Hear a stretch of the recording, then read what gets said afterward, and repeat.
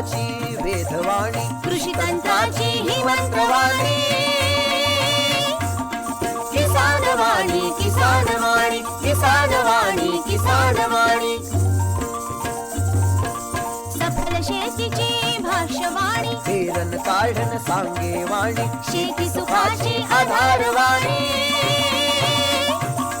किसान वाणी, किसान वाणी, किसान वाणी, किसान वाणी, किसान वाणी, किसान वाणी, किसान वाणी, किसान वाणी, किसान वाणी, किसान वाणी, किसान वाणी, किसान वाणी, किसान वाणी, किसान वाणी, किसान वाणी, किसान वाणी, किसान वाणी, किसान वाणी.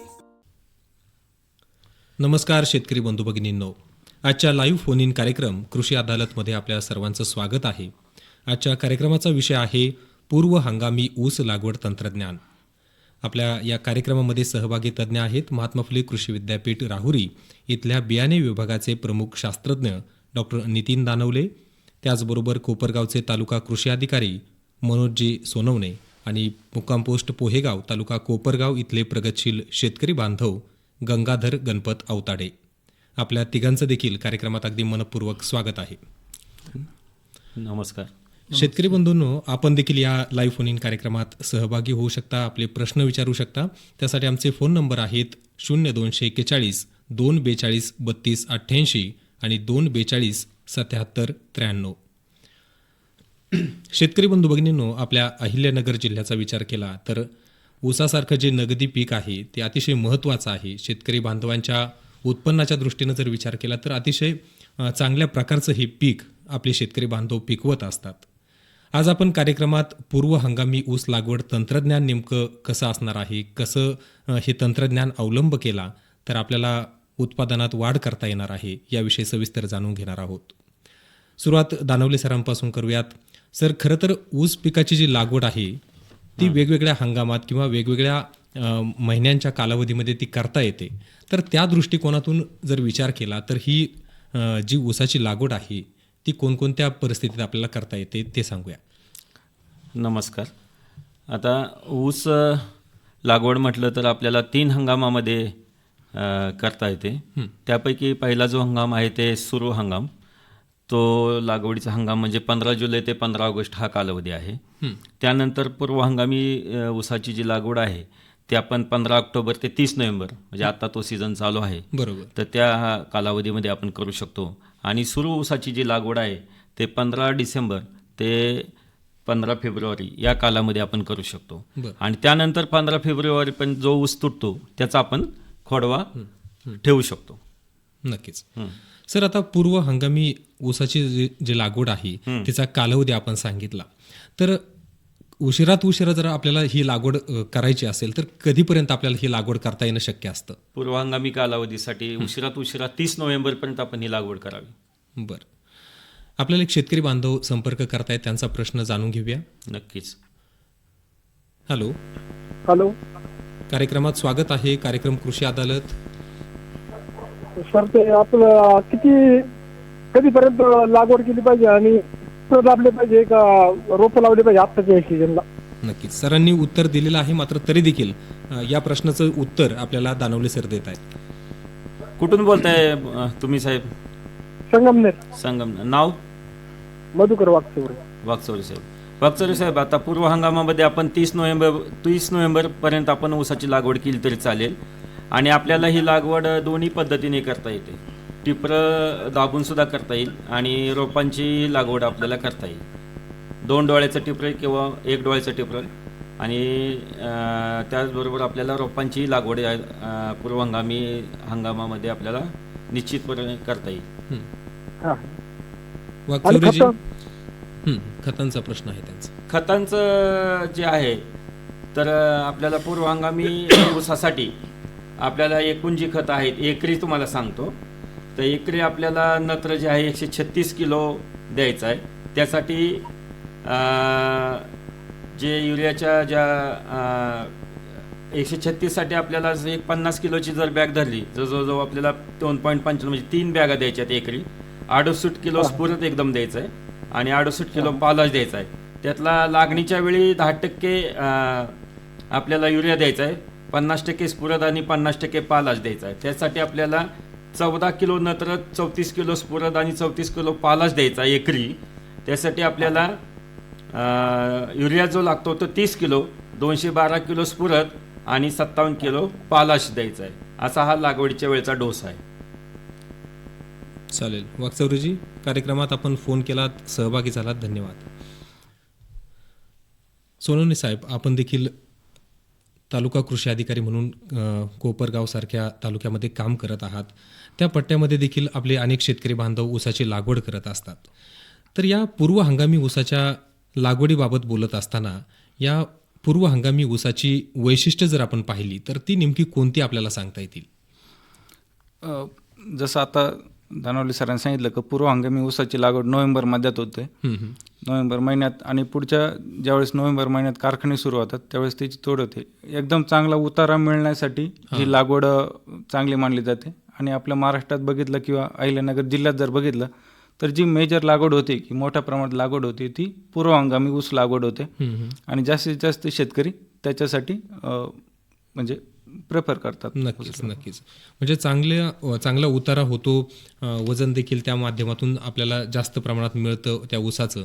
आणि आपले जे शेतकऱ्यांचं आर्थिक उत्पन्न आहे त्यात देखील ते वाढ करण्याला हा पूर्व हंगामी ऊस अतिशय महत्त्वाचा ठरतो. कारण ह्याला 2 वेळा थंडीचा कालावधी मिळतो. हां. आणि थंडीच्या कालावधीमध्ये ऊसाच्या पेऱ्यामध्ये साखर भरण्याचं प्रमाण वाढतं. त्यामुळे पूर्व हंगामी ऊसाचा फायदा की आपल्याला साखरेचा उतारा पण चांगला मिळतो, ऊसाचं टनेज पण चांगलं मिळतं. त्यामुळे शेतकरी बंधू आपल्याला जास्त प्राधान्य पूर्व हंगामी ऊसाला देतात. नक्कीच. आपले एक शेतकरी बांधव कार्यक्रमात फोन करतायत, त्यांचा प्रश्न जाणून घेऊया. हॅलो. कार्यक्रम कृषी अदालत, कोण बोलतंय? मी सुखदेव बोरखे, वाळून पारगाव, नगर, सोलापूर रोडवर गाव आहे. बोला. तर आता लागवडीविषयीची माहिती आहे. तर आपण पहिलं रान तोडायचे, नंतर पेरा दाबायचे, आता सलग सऱ्या करते, त्यानं पुरून टाकी देत. त्याच्यामुळे काय पिकाला काय परिणाम होतो का उत्पन्नाला?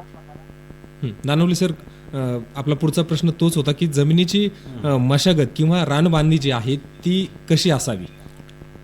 आता जमिनीची जी मशागत किंवा रानबांधणी म्हणतो, सगळ्यात महत्त्वाचं जे सूत्र आहे ते उताराला आडवी आपल्याला मशागत करणं अतिशय गरजेचं आहे. आणि ऊसाच्या ज्या सऱ्या आपण सोडणार असतो ऊसासाठी लागवडीसाठी, त्या एकतर आपल्याला ते जर आपल्याला काय म्हणतो चढ उताराची जमीन नसेल तर तुम्ही 50 मीटर 100 मीटरपर्यंत सुद्धा सऱ्या लांब सोडू शकतो. आणि जी पूर्वीची कट बांधणी किंवा खांड करून आपण लागवड करत होतो ती पद्धत आता सध्या आपण कमी अवलंबण्यासाठी शेतकऱ्यांसाठी आग्रह धरतो. कारण लांब सरी असेल तर पाण्याचा आपल्याला पुरवठाही चांगल्या पद्धतीने करता येतो. पुन्हा त्यात आपल्याला ठिबक सिंचनाची व्यवस्था करता येते. आणि जेवढं आवश्यक तेवढंच पाण्याचं नियोजन आपल्याला करता येतं. ते मग सरी आपण सोडताना 4 फुटावरती किंवा 5 फुटावरती सोडू शकतो. अगदी 6 फुटावरती सुद्धा शेतकरी बांधव गेलेले आहेत. आणि याच्यातून आपल्याला जोडओळीची किंवा 4 ओळीनंतर 1 ओळ सोडणे अशा पद्धतीची ऊसाची लागवड पद्धत अवलंबता येते. नक्कीच. आणि आता त्यांचा प्रश्न होता की बेने लागवड जी पद्धती आहे ती नेमकी कशी असावी? बेने लागवड करताना 2 डोळ्याची टिपरी शक्यतो आपण लागवडीसाठी प्राधान्य द्यावं. आणि काही ठिकाणी 1 डोळ्याची लागवड पद्धत सुद्धा स्वीकारली जाते. परंतु आपल्याला ऊसाच्या झाडांची किंवा रोपांची संख्या आपल्याला एकरी कमीत कमी 40,000 राखण्याच्या दृष्टिकोनातून आपण 2 डोळ्याची जर टिपऱ्यांची लागवड केली आणि त्या 2 डोळ्याच्या 2 टिपऱ्यामध्ये 15 सेंटीमीटरचं अंतर जर ठेवलं तर 4 फुटाची किंवा 5 फुटाची सरी काढून आपण लागवड केली तर निश्चितपणे एकरी ऊसाची संख्या चांगली मिळते. आणि जर ऊसाची संख्या चांगली मिळाली तर आपल्याला एकरी ऊसाचं जे टनेज आहे ते मिळायला निश्चितपणे मदत होते. कार्यक्रमात सहभागी झालात, धन्यवाद. आपल्यासोबत प्रगतशील शेतकरी बांधव आहेत गंगाधरजी आवताडे. आवताडेजी, आपण अनेक वर्षांपासून खरं तर ऊसाची शेती करताय. या पूर्व हंगामी ऊसाच्या बाबत आपले नेमके काय अनुभव आहेत? आपण किती प्रमाणात हे पूर्व हंगामी ऊस घेत असता? पूर्व हंगामी ऊस हा म्हणजे हिवाळ्यात लागवड होती. त्याच्यामुळं तुटायला सुद्धा हिवाळ्यात येतो. बरोबर. डबल थंडी मिळाल्यामुळं साखर उतारा वाढतो. साखर उतारा म्हणजे ॲव्हरेजला याला सगळ्यात याला चांगला राहतो पूर्व हंगामी. नक्कीच. शिवाय पाण्याला उन्हाळ्यात त्याची वाढ कमी असल्यामुळं उन्हाळ्यात जास्त ताण सहन करू शकतो. त्याच्यामुळं आपल्याकडे सहसा पूर्व हंगामी लागवडी करते. नक्कीच.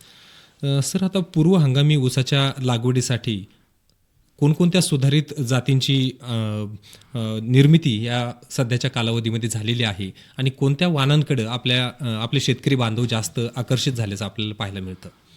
आता हा अतिशय कळीचा मुद्दा आहे की कोणते वाण आपण लावले पाहिजेत. आणि तुम्हाला सांगायला शेतकरी बंधूंना मला निश्चित आनंद वाटेल की आपल्या महात्मा फुले कृषी विद्यापीठाच्या अंतर्गत ऊसाची जी पंढरी आहे ते मध्यवर्ती ऊस संशोधन केंद्र पाडेगाव इथं आहे, तालुका फलटण, जिल्हा सातारा.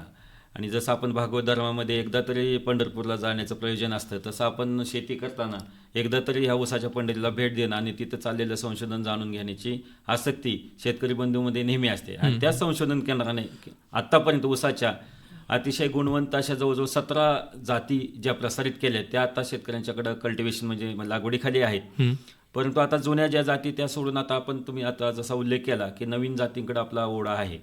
आणि अगदी को 419 ही 1936 साली ज्यावेळेस जात आपण प्रसारित केली तर तेव्हापासून 740 जात असेल, 7219 असेल, 7125 असेल किंवा 88-121 असेल. त्याच्यानंतर जे आपण महत्त्वाची जी जात दिली को 86-032 त्याला आपण निरा म्हणतो.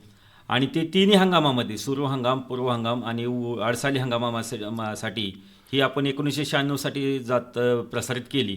त्यानंतर कोएम 265 ही जी जात आहे आपण 2007 मध्ये प्रसारित केली महात्मा फुले कृषी विद्यापीठाच्या पाडेगाव संशोधन केंद्राने. आणि ते संपूर्ण महाराष्ट्रामध्ये सुरू, पूर्व हंगाम आणि अडसाली सीझनसाठी लावण्यासाठी आपण शिफारस केली. तर तिचं उत्पन्न पण जास्त आहे आणि क्षारपट जमिनीमध्ये सुद्धा ती अतिशय शेतकऱ्यांना हात देऊन जाते. त्यामुळे 265 हा अतिशय बहुमोल वाण शेतकऱ्यांसाठी आपण प्रसारित केला 2007 साली. त्यानंतर 1001 हा आपण जो वाण प्रसारित केला तो 2017 साली. त्यानंतर आपण महत्त्वाचं म्हणजे आता 2022, 23 आणि 24 सलग 3 वर्ष 3 वाण प्रसारित केले. त्यासाठी 2021 मध्ये आपण जो दिला तर 11-082 त्याला ती जी जात आहे ती पूर्व हंगामामध्ये लागवडीसाठी प्रसारित केली. त्यानंतर 2022 मध्ये ऊस जो आहे फुले ऊस 15-012 तर ह्याच्यामध्ये जे त्याचे पॅरेंट्स आहेत ते 265 आहे आणि 94-008 आहे. त्यामुळे ती जात टनेजला पण चांगली भरते आणि सुरू, पूर्व हंगामी 8 साली तिन्ही सीझनमध्ये ती लावता येते. तिचा ऊस जोमदार असतो आणि वजन पण जास्त असतं, टनेजला चांगले आहे ते 15-012. त्यानंतर 2023 मध्ये आम्ही फुले ऊस 13-007 ही जात प्रसारित केली पाडेगावच्या ऊस संशोधन केंद्रातर्फे. आणि ते पण कोएम 265 आणि कोएम 254 या 2 जातींचा वाणांचा संकर करून केलेले आहे. आणि त्याच्यामध्ये सुद्धा साखर उतारा आणि ऊसाचं टनेज म्हणजे वजन सुद्धा चांगलं भरतं. आणि सुरू, पूर्व हंगामी 8 साली तिन्ही हंगामासाठी ही 2023 मध्ये आपण प्रसारित केली. त्यानंतर आता मागच्याच वर्षी 2024 मध्ये आणि 15-006 हा वाण आपण प्रसारित केला. तिच्यासुद्धा पॅरेंट एक किंवा तिचं पॅरेंट 265 आहे, त्याला 94-012 एक पॅरेंट आहे. आणि ते सुद्धा आपण 2024 मध्ये संपूर्ण महाराष्ट्रासाठी सुरू, पूर्व हंगामी आणि 8 साली ह्या तिन्ही सीझनसाठी प्रसारित केलेले आहे. तर अशा पद्धतीनं आपण शेतकरी बंधूंच्या फायद्यासाठी प्लस कारखान्यांच्याही फायद्यासाठी सर्वांचा संगम करून आपण व्यवस्थित ह्या जाती प्रसारित केलेल्या आहेत. निश्चितपणे शेतकरी बंधूंनी ह्या जातींचा लाभ घ्यावा असं मी आवाहन करतो. नक्कीच. म्हणजे विविध जातींची खरं तर निर्मिती आजच्या घडीला या ठिकाणी ऊस पिकामध्ये झालेली आहे. मात्र आपल्या एकूणच हवामानासंदर्भात किंवा जमिनीच्या मगदुराप्रमाणे सगळ्या बाबतीत विचार करून मग ही वाणांची निवड आपल्या शेतकरी बांधवांनी केली पाहिजे. नक्की. आपल्यासोबत सोनवणे साहेब आहेत. साहेब, आता कृषी विभागाच्या माध्यमातून खास करून या पूर्व हंगामी ऊसाच्या बाबत बोलत असताना कोणकोणते उपक्रम किंवा कोणकोणत्या गोष्टी आपल्या शेतकरी बांधवांसाठी कृषी विभाग राबवत आहे? नक्कीच कृषी विभागामार्फत शेतकऱ्यांसाठी वेगवेगळ्या योजना राबवल्या जातात. ऊसासाठी पण आमच्याकडे कृषी विभागामार्फत काही योजना राबवल्या जातात. याच्यामध्ये सगळ्यांनी ऐकलं असेल नाव की सुपर केन नर्सरी, ज्याच्यामध्ये शेतकरी त्यांचे रोपं घरचे घरी आणि कमी खर्चात आणि एकदम उत्तम प्रतीचे रोपं त्याच्यामध्ये तयार करू शकतात. याच्यासाठी पण कृषी विभागामार्फत योजना राबवली जाते. याच्यामध्ये एका शेतकऱ्याला 1 हेक्टरची लागवड करण्यासाठी 10,000 रुपये एवढे अनुदान दिले जाते. त्याचबरोबर आमच्याकडे राष्ट्रीय अन्न व पोषण अभियान अंतर्गत ऊस व हरभरा हे पीक प्रात्यक्षिक राबवले जाते. त्याच्यासाठी पण शेतकरी महा DBT ह्या पोर्टलवर जाऊन अर्ज करू शकतात आणि या योजनेचा लाभ याच्यामध्ये घेऊ शकतात. नक्कीच. सर, आता आपण पाहिलं की ऊसासारख्या पिकाला पाण्याची मोठी गरज असते आणि आता सिंचन पद्धती देखील वेगवेगळ्या पद्धतीनं आपले शेतकरी बांधव वापरत असतात. खास करून ठिबक सिंचनाचा जर विचार केला तर या ऊस पिकासाठी अतिशय महत्त्वाचं ही सिंचन पद्धती आहे. त्या दृष्टिकोनातून आपला कृषी विभाग शेतकरी बांधवांसाठी काही काम करतोय का, ते देखील सांगूया. नक्कीच. मगाशी जसं आपली चर्चा झाली होती, याच्यामध्ये MHA-DBT पोर्टलवर शेतकरी जे ठिबक संच आहे त्याच्यासाठी अर्ज करू शकतात. याच्यामध्ये अल्प, अत्यल्प, महिला यांच्यासाठी 80% एवढं अनुदान दिलं जातं व बहुभूधारक शेतकरी यांच्यासाठी 75% एवढं अनुदान दिलं जातं. शेतकऱ्यांनी MHA-DBT पोर्टलवर जाऊन आपला अर्ज नोंदवणे, अर्जाला पूर्व संमती मिळाल्यानंतर आपण तो संच आपल्या शेतामध्ये आपल्या ऊस पिकासाठी बसवू शकतात. नक्कीच. अतिशय महत्त्वाची खरं तर आपण ही माहिती दिलेली आहे आणि नक्कीच आपले शेतकरी बांधव या महापोर्टलवर जाऊन या योजनांचा नक्कीच लाभ घेतील. दानवले सर, खरं तर पूर्व हंगामी ऊसाची लागवड करत असताना ती वेगवेगळ्या पद्धतीनं करता येणं शक्य असतं. तर या पद्धती नेमक्या कोणत्या आहेत आणि शेतकरी बांधवांना कोणती पद्धत ही फायदेशीर ठरणारी असते? आपण या प्रश्नाकडे जाऊयात, या प्रश्नाच्या उत्तराकडे जाऊयात. तत्पूर्वी आपले एक शेतकरी बांधव संपर्क करतायत. हॅलो. हॅलो. कार्यक्रम कृषी बोलतो पुण्यावरून. काळेजी, आपलं स्वागत आहे, बोला. आपल्याला समजा पहिलं आपण म्हणतो 2 एकर आहे, 3 एकर आहे, आता लोक डबल एकर वाढवून राहिले. आपल्याला एकर कमी करून उत्पन्न कसं वाढवता येईल? कमी क्षेत्रामध्ये उत्पादन कसं वाढवता येईल हा त्यांचा प्रश्न आहे. लोक पहिले कमी क्षेत्र लावत होते, आता वाढव क्षेत्र लावते, त्यामुळे उत्पन्न कमी होऊ राहिलं. सर, उत्तर देत आहे. मी बोलतो याच्यामध्ये. आता जर आपण बघितलं की महाराष्ट्रात किंवा आपल्या अहिल्यानगर जिल्ह्याची जर सरासरी बघितलं तर 35 ते 40 मेट्रिक टन एवढी म्हणजे एकरी उत्पादकता आपल्याकडे येते. एवढी कमी उत्पादकता होण्याचं कारण म्हणजे जमिनीचा खालावत चाललेला पोत. आपल्या जमिनी जेवढ्या चांगल्या असतील, सेंद्रिय कार्बन जेवढा चांगला असेल तेवढा आपल्या ऊसाची शेती चांगली आहे. ऊसामध्ये जर आपल्याला ऊस शेती लागवड करायची असेल तर आपला सेंद्रिय कार्बन 0.50 ते 1% पाहिजे. तो आपला जवळजवळ 0.20, 0.30 असा आलेला आहे. वारंवार काळेजी, आपल्या रेडिओ सेटचा जो आवाज आहे तो थोडासा कमी करा, म्हणजे आपल्याला आवाज व्यवस्थित येईल. सर, उत्तर द्या. पाण्याचा अतिरेक असेल, खतांचा अतिरेक असेल, त्याच्यामुळे आपल्या जमिनीची उत्पादकता कमी झालेली आहे. जास्तीत जास्त आपण सेंद्रिय खताचा किंवा सेंद्रिय उत्पादनांचा जर वापर केला तर, आणि जे ऊसातून जे पाचट आहे ते लोक जाळतात, ते न जाळता जर तेच आपल्या जमिनीत गाडलं तर याच्यातून आपलं सेंद्रिय कर्ब वाढेल आणि नक्कीच आपल्या ऊसाच्या उत्पादकतेमध्ये याच्यामध्ये वाढ होईल. सुपरकेन नर्सरीसारखे जर तंत्रज्ञान तुम्ही जर वापरले तर सातारा जिल्ह्यातले किंवा आपल्या जिल्ह्यातील पण काही शेतकरी आहे ज्यांनी 100 टनापेक्षा एकरी 100 टनापेक्षा पण जास्त उत्पादन याच्यामध्ये घेतलेलं आहे. अशा नवनवीन तंत्रज्ञानाचा वापर करून देखील आपण आपलं उत्पादन याच्यामध्ये वाढवू शकतो. नक्कीच. काळेजींना त्यांच्या प्रश्नाचं उत्तर मिळालं असेल. सर, आता लागवड पद्धतीविषयी आपण बोलूयात. हां, तर ते आपण काळे साहेब जे बोलत होते त्या अनुषंगानं सांगायचं म्हणजे की जमिनीचं योग्य व्यवस्थापन, पाण्याचं योग्य नियोजन, खताचा योग्य वापर आणि एकात्मिक पीक संरक्षण अशा सर्व गोष्टींचा अंतर्भाव जर केलं तर निश्चितपणे आपल्याला एकरी उत्पादकता वाढवण्यामध्ये मदत होईल. आणि जसं सोनवणे साहेबांनी सांगितलं की पाचटाचं व्यवस्थापन करणं अतिशय गरजेचं आहे. तर पाचट व्यवस्थापन करताना तिथं पाचट आपल्याला जागच्या जागी कुजवता आलं पाहिजे, त्याला आपण इन सितो म्हणतो. आणि त्यामुळं पाचटामुळे सेंद्रिय कर्ब निश्चितपणे वाढण्यास मदत होते. आणि लागवड करताना आपल्याला 4 फूट किंवा 5 फुटाची सरी सोडायची. तर त्या 5 फूट किंवा 6 फुटाचा आपल्याला पट्टा सोडता आला पाहिजे. तर त्याच्यामध्ये आपल्याला सलग सऱ्या लागवड करायची असेल तर 4 फूट किंवा 5 फुटाची सरी सोडायची. जर आपल्याला जोडओळीमध्ये लागवड करायची असेल तर आपल्याला 2.5 फुटाची सरी, 2.5 किंवा 3 फुटाची सरी सोडायची. त्याच्यामध्ये 2 सलग ओळीमध्ये आपण लागवड करायची आहे. तिसरी ओळ मोकळी सोडायची, पुन्हा 2 सलग ओळीत लागवड करायची, तिसरी मोकळी सोडायची.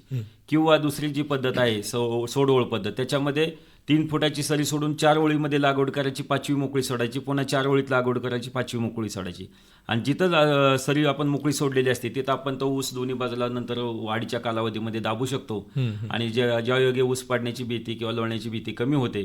आणि निश्चितपणे याच्यामध्ये 2 ओळीला एकच ठिबकची व्यवस्था करायची, ज्याच्यामुळे आपल्याला ठिबकनं सुद्धा पाणी देणं अतिशय ठिबकचं नियोजन करणं सोपं जातं आणि पाणी जरी द्यायचं झालं तरी आपण एकाडेक सरीला आपण पाणी देऊ शकतो. अशा पद्धतीने जोडओळ पद्धत किंवा सोडओळ पद्धत आणि सलग ओळ पद्धत अशा पद्धतीची लागवड करू शकतो. नक्कीच, अतिशय समर्पक असं उत्तर आपण दिलेलं आहे. आपले एक शेतकरी बांधव संपर्क करतायत. हॅलो, कार्यक्रम कृषी अदालत, कोण बोलतोय? संपर्क तुटलेला आहे. सर, आता पूर्व हंगामी ऊसाच्या लागवडीपूर्वी आपण आपल्या शेतकरी बांधवांना ह्या बेने प्रक्रियेचं काय महत्त्व आहे हे देखील सांगणं तेवढंच गरजेचं आहे. कारण जर बेने प्रक्रिया अतिशय चांगल्या पद्धतीनं केली तर पुढचं उत्पादन असेल किंवा कीड रोग व्यवस्थापन असेल हे देखील करणं सोपं जाईल. त्या दृष्टिकोनातून काय सांगता येईल? नक्कीच. आपल्याला संतांनी सुद्धा सांगितलं की शुद्ध बीजापोटी फळे रसाळ गोमटी. तशा पद्धतीनं आपल्याला ज्यावेळेस आपण ह्या वाणांची निवड करतो त्यानंतर लागवडीच्या वेळेस ह्या ऊस बेण्याला किंवा ह्या टिपऱ्यांना आपल्याला बीज प्रक्रिया करणं अतिशय गरजेचं आहे. त्यासाठी सुरुवातीला आपण बुरशीजन्य रोगांचा बंदोबस्त करण्यासाठी 10 लिटर पाण्यात 10 ग्रॅम कार्बन डायझिम एक 10 मिनिटासाठी बेणे बुडवून प्रक्रिया करायची. त्यानंतर जीवाणू संवर्धक, तर त्याच्यासाठी आपण 10 किलो असेटोबॅक्टर, 1.25 किलो PSB 100 लिटर पाण्यामध्ये विरघळवायचे आणि त्याच्यामध्ये 30 मिनिटं आपल्याला टिपरी बुडवून आपल्याला जीवाणूची बीज प्रक्रिया करायची. याच्यामुळे सांगायचं झालं तर आपल्याला नत्र खतामध्ये म्हणजे तर आपला जो तुटवडा आहे युरियासारख्या खतामध्ये 50% बचत होते आणि स्फुरदयुक्त खतामध्ये आपल्याला जवळजवळ 25% खताची बचत होते. बरं सर, आता सोनवणे सर, खरं तर बेने प्रक्रिया कशी करायची ते सरांकडून आपल्याला समजलेलं आहे. आता खत व्यवस्थापन हा देखील अतिशय महत्त्वाचा मुद्दा आहे. ऊसामध्ये सुरुवातीपासूनच आपण पाहतो की वेगवेगळ्या टप्प्यांवरती खतांचं व्यवस्थापन करावं लागतं. दानवले सर उत्तर देतील. मी हेच सांगतो की आता ह्याच्यामध्ये पूर्व हंगामी ऊसासाठी जे आहे आपल्याला एकरी आपल्याला जे आहे ते एकूण जे खत आपण लागतं ते 136 किलो नत्र, स्फुरद जो आहे 68 किलो आणि स्पाला जो आहे 68 किलो आपण एकरी टाकायचं आहे. तर त्यासाठी आपल्याला जे 295 किलो युरिया द्यायचा आहे, 425 किलो स्फुरद द्यायचा आहे आणि 114 किलो पालाश द्यायचा आहे. त्यासाठी आपल्याला गोण्यामध्ये जर शेतकरी बंधूंना सांगायचं झालं तर जवळजवळ 6 गोण्या युरियाच्या, 9 गोण्या 8.5 गोण्या आपल्याला स्फुरदच्या आणि 2.5 गोण्या आपल्याला पालाशच्या लागतात. यामध्ये आपल्याला 10% जो डोस आहे तो लागवडीच्या वेळी द्यायचा आहे. त्याच्यासाठी 14 किलो नत्र, 34 किलो स्फुरद आणि 34 किलो पालाश द्यायचा आहे आणि लागवडीनंतर 6 ते 8 आठवड्यांनी 40% नत्राची मात्रा द्यायची. यावेळेस आपल्याला फुटवे फुटत असतात आणि फुटवेच्या वेळेस आपल्याला नत्राची गरज जास्त असते, त्याला स्फुरद आणि पालाश द्यायचा नाही. 54 किलो नत्र द्यायचं, त्यासाठी 117 किलो आपल्याला युरिया लागेल. त्यानंतर लागणीनंतर 12 ते 16 आठवड्यांनी आपल्याला 14 किलो पुन्हा 10% नत्र द्यायचं आहे आणि त्याच्यासाठी आपल्याला 30 किलो युरिया द्यायचा आहे एकरी. आणि मोठी बांधणी जी म्हणतो आपण ते जवळजवळ 20 आठवड्यांनी म्हणजे 5व्या महिन्यात 4.5 ते 5 महिन्यामध्ये.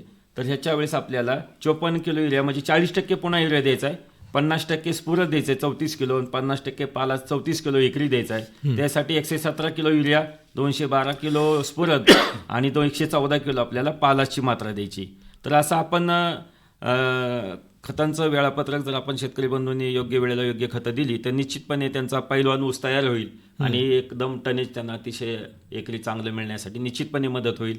आणि ह्याच्या उपरोक्त आपल्याला ठिबक जर अवलंब केला असेल तर ड्रिपमधून सुद्धा आपण खतं देऊ शकतो आणि ठिबकमध्ये ह्याच्यापेक्षा 50% खताची मात्रा कमी करून आपल्याला वेगवेगळ्या हप्त्यांमध्ये एकूण त्याचे जे हप्ते जे आहेत ते 45 आठवड्यापर्यंत आपण खतं देण्याची शिफारस केलेली आहे आणि त्याच्यामध्ये आपल्याला फक्त 68 किलो जे आहे युरिया द्यायचा आहे आणि त्याच्यामध्ये 33 किलो स्फुरद आणि 33 किलो पालाश एवढीच खतं मात्रा ठिबकमधून द्यायची. वेगवेगळ्या आठवड्यामध्ये त्याचं वेळापत्रक आपल्याकडे तयार आहे.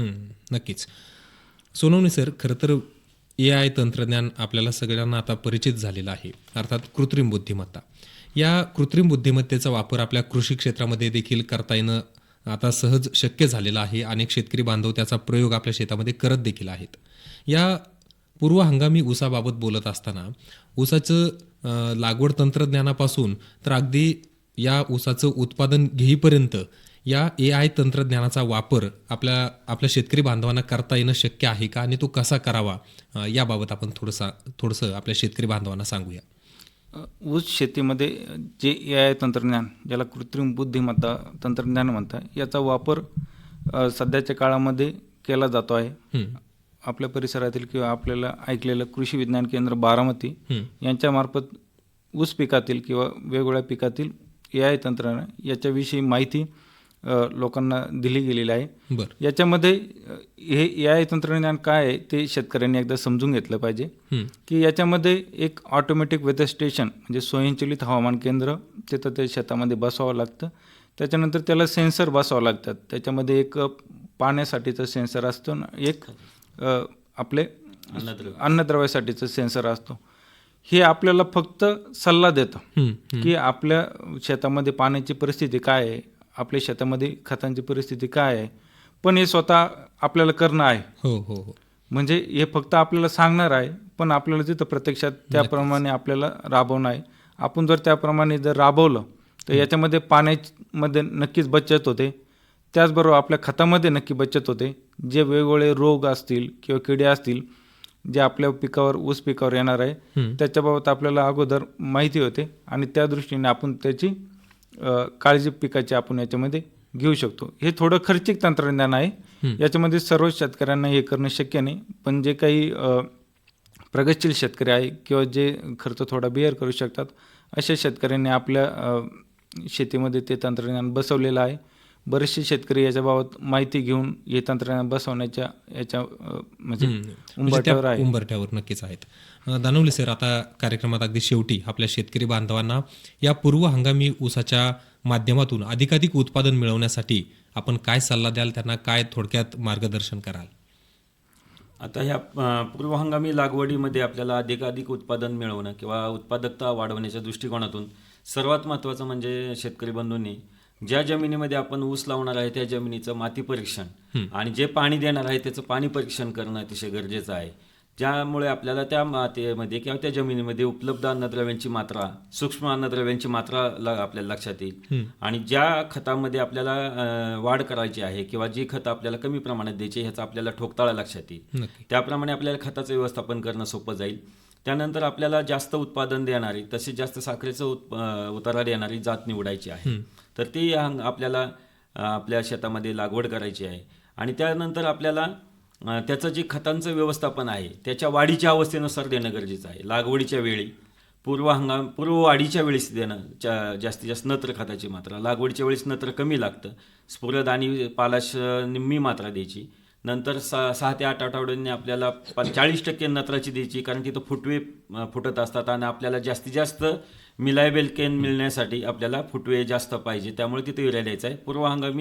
खतांचं व्यवस्थापन हे पिकाच्या वेगवेगळ्या टप्प्यांवरती काटेकोरपणे करणं हे अतिशय गरजेचं आहे. आणि सर्वात महत्त्वाचा कळीचा मुद्दा म्हणजे पाण्याचं व्यवस्थापन करणं गरजेचं आहे. गुडघाभर पाणी द्यायचं, कट पद्धतीने पाणी द्यायचं, त्यापेक्षा मोजून मापून पाणी दिलं गेलं पाहिजे.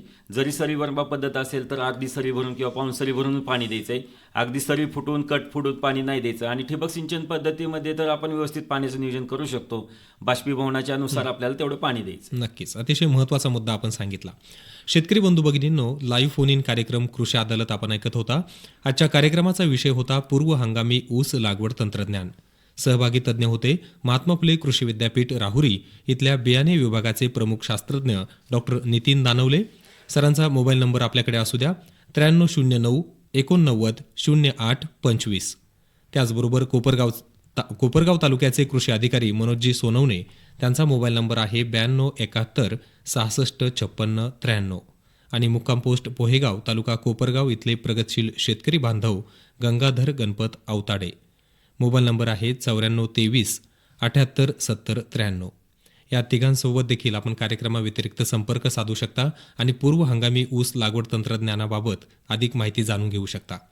आज आपण तिघे देखील कार्यक्रमात सहभागी झालात, त्यासाठी आकाशवाणी अहिल्यानगरच्या वतीनं आणि शेतकरी बांधवांच्या वतीने आपले मनापासून आभार. धन्यवाद. नमस्कार. नमस्ते.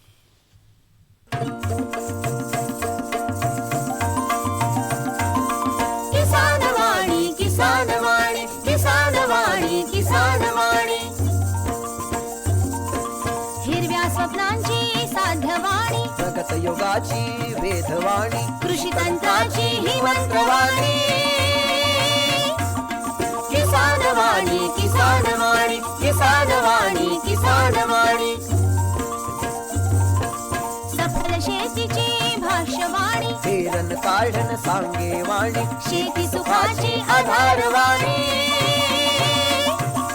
किसान वाणी किसान वाणी किसान वाणी किसान वाणी किसान वाणी किसान वाणी किसान वाणी किसान वाणी किसान वाणी किसान वाणी किसान वाणी किसान वाणी किसान वाणी किसान वाणी किसान वाणी किसान वाणी किसान वाणी